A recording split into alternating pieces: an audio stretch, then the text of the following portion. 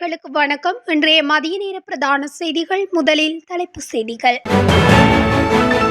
புதிய அமைச்சரவை சற்று முன்னர் அறிவிப்பு. அமைச்சர்கள் பதவி பிரமாணம்.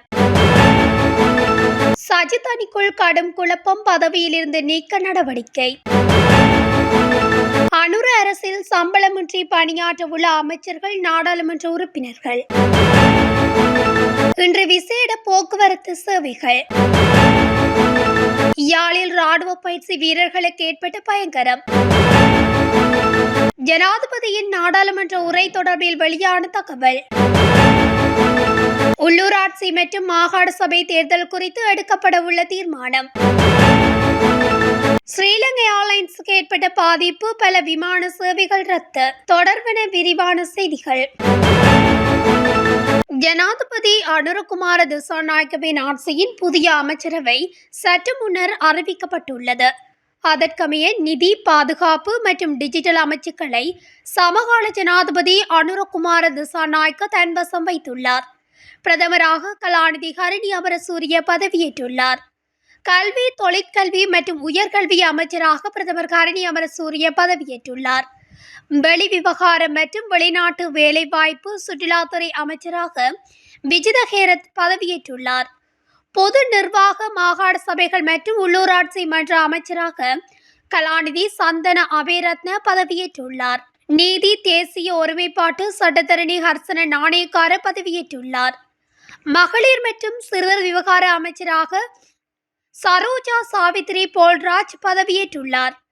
விவசாயம், காணி, கால்நடை மற்றும் நீர்ப்பாசனம் அமைச்சராக லால்காந்த பதவியேற்றுள்ளார். நகர அபிவிருத்தி, நிர்மாணிப்பு மற்றும் வீடமைப்பு அமைச்சராக அனுர கருணா திலக பதவியேற்றுள்ளார். கடத்தொழில் மற்றும் நீரியல் கடல் வளங்கள் அமைச்சராக ராமலிங்கம் சந்திரசேகர் பதவியேற்றுள்ளார். கிராமிய அபிவிருத்தி, சமூக பாதுகாப்பு, சமூக வலுவூட்டுகை அமைச்சராக உபாலி பண்டிலக்கே பதவியேற்றுள்ளார். கைத்தொழில் மற்றும் தொழில் முயற்சி அபிவிருத்தி அமைச்சராக சுனில் ஹந்துன்னெத்தி பதவியேற்றுள்ளார். பொதுமக்கள் பாதுகாப்பு மற்றும் பாராளுமன்ற அலுவல்கள் அமைச்சராக ஆனந்த விஜயபால பதவியேற்றுள்ளார்.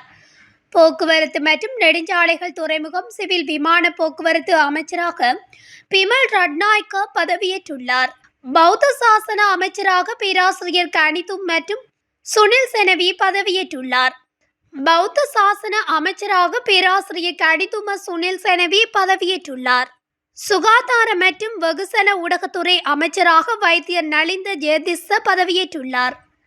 பெருந்தோட்ட மற்றும் சமூக உட்கட்டமைப்பு அமைச்சராக சமந்த வித்யாரத்ன பதவியேற்றுள்ளார். இளைஞர் விவகாரம் மற்றும் விளையாட்டுத்துறை அமைச்சராக சுனில் குமார கமகே பதவியேற்றுள்ளார்.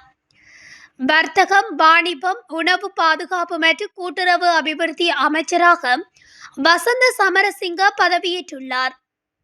விஞ்ஞான மற்றும் தொழில்நுட்ப அமைச்சராக கலாநிதி கிருசாந்த சில்வா அபேசேன பதவியேற்றுள்ளார். தொழில் அமைச்சராக கலாநிதி அனில் ஜெயந்த பெர்னாண்டோ பதவியேற்றுள்ளார். வலுசக்தி அமைச்சராக பொறியியலாளர் குமார ஜேகுடி பதவியேற்றுள்ளார். சுற்றாடல் அமைச்சராக வைத்தியர் தம்மிக்க பட்டபெந்தி பதவியேற்றுள்ளார். ஐக்கிய மக்கள் சக்தி கட்சிக்குள் குழப்ப நிலை ஏற்பட்டுள்ளதாக கட்சி தகவல்கள் தெரிவிக்கின்றன.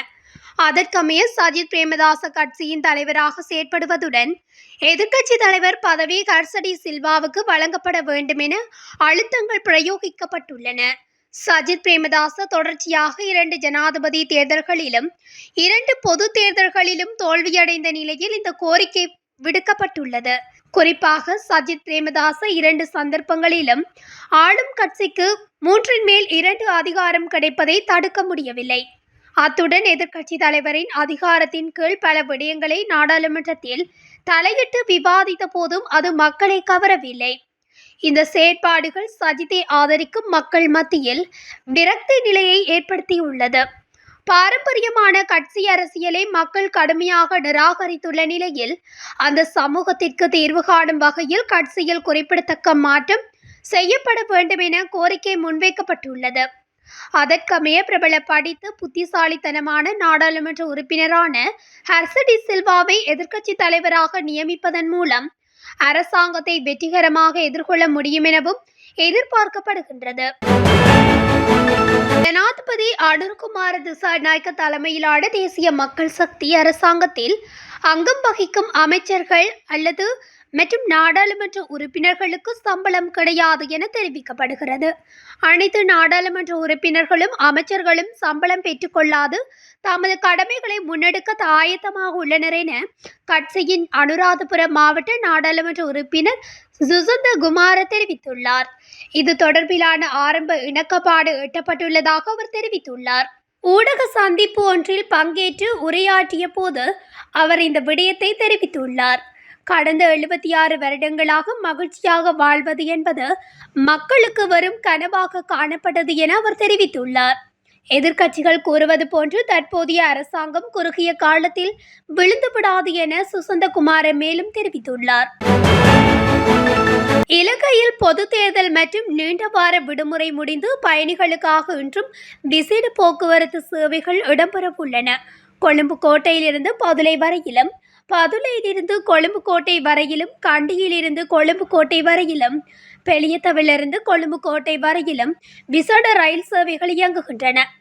அதேவேளை ரயில் சேவைக்கு மேலதிகமாக சில சிறப்பு ரயில்கள் சேவையில் ஈடுபடுத்தப்பட்டுள்ளதாக திணைக்களம் தெரிவித்துள்ளது. மேலும் கொழும்புக்கு வருவதற்காக பயணிகளின் தேவைக்கு ஏற்ப மேலதிக பஸ்களை இன்றும் சேவையில் ஈடுபடுத்தப்பட்டுள்ளதாக இலங்கை போக்குவரத்து சபையின் தலைவர் தெரிவித்தார். மன்னார் ஜாழ் பிரதான வீதி பெரியமடு கொமாண்டோ இராணுவ பயிற்சி முகாமில் 500க்கும் மேற்பட்ட இராணுவ வீரர்கள் தனிமைப்படுத்தியுள்ளதாக தெரிய வருகிறது. குறித்த பயிற்சி முகாமில் பயிற்சி நடவடிக்கையில் ஈடுபட்ட இராணுவ வீரர்கள் சிலருக்கு சுகஈனம் ஏற்பட்ட நிலையில் அவர்கள் மன்னார் மாவட்ட பொது வைத்தியசாலையில் அனுமதிக்கப்பட்டனர். இதன்போது இவர்களுக்கு முன்னெடுக்கப்பட்ட மருத்துவ பரிசோதனையின் போது அவர்கள் மூளைக்காய்ச்சல் ஏற்பட்டமை கண்டறியப்பட்டது. இதை மன்னார் மாவட்ட பொது வைத்தியசாலையின் வைத்திய அத்தியட்சகர் வைத்தியர் அசாத் எம் ஹனீஃபா உறுதிப்படுத்தினார். இந்த நிலையில் குறித்த பயிற்சி முகாமில் பயிற்சி நடவடிக்கைகளை நிறுத்த வைத்திய தரப்பினால் கோரிக்கை முன்வைக்கப்பட்ட நிலையில் அங்கு பயிற்சி நடவடிக்கைகள் நிறுத்தப்பட்டு அங்கிருந்த 500க்கும் மேற்பட்ட இராணுவ வீரர்கள் தனிமைப்படுத்தப்பட்டுள்ளதாகவும் தெரிய வருகிறது. 10வது நாடாளுமன்றத்தின் ஆரம்ப அமர்வில் முற்பகல் 11:30 மணிக்கு ஜனாதிபதி அனுரகுமார திசாநாயக்க தமது அரசாங்க கொள்கை அறிக்கையை சமர்ப்பிப்பார் என நாடாளுமன்றத்தின் தொடர்பாடல் திணைக்களம் தெரிவித்துள்ளது. 10வது நாடாளுமன்றத்தின் ஆரம்ப அமர்வு நவம்பர் 21ஆம் தேதி முற்பகல் 10 மணிக்கு ஆரம்பமாக உள்ளது. அன்றைய தினம் முற்பகல் 11:30 மணியளவில் ஜனாதிபதி அரசாங்கத்தின் கொள்கை அறிக்கையை சமர்ப்பிப்பார் என தெரிவிக்கப்பட்டுள்ளது. முன்னதாக நவம்பர் 21ஆம் தேதி பிற்பகல் 3 மணிக்கு ஜனாதிபதி அரசாங்கத்தின் கொள்கை அறிக்கையை சமர்ப்பிப்பார் என அறிவிக்கப்பட்டிருந்தது. இந்நிலையில் தற்போது இந்த அறிவித்தல் வெளியாகியுள்ளது. அரசியலமைப்பின் 33A பிரிவின்படி நாடாளுமன்ற கூட்டத்தொடரின் ஆரம்பத்தில் அரசாங்க கொள்கை அறிக்கையை சமர்ப்பிக்க ஜனாதிபதிக்கு அதிகாரம் உள்ளது. அத்துடன் அரசியலமைப்பின் 33Bயின் கீழ் குறிப்பிட்டுள்ளபடி ஜனாதிபதி நாடாளுமன்றத்தின் சம்பிரதாய அமர்வுகளுக்கு தலைமை தாங்குவதற்கும் உரிமையுடையவர். இந்த அமர்வின் போது கொள்கை அறிக்கையின் மூலம் அரசாங்கத்தின் தொலைநோக்கு மற்றும் வரவிருக்கும் முன்முயற்சிகள் பற்றிய விரிவான விளக்கத்தை ஜனாதிபதி நாடாளுமன்றத்தில் வழங்குவார் என்று எதிர்பார்க்கப்படுகின்றமை குறிப்பிடத்தக்கது. நாடாளுமன்ற தேர்தல் முடிவடைந்ததை அடுத்து இம்மாதம் 27ஆம் தேதி தேர்தல் ஆணைக்குழு மீண்டும் கூடவுள்ளதாக தகவல் வெளியாகியுள்ளது.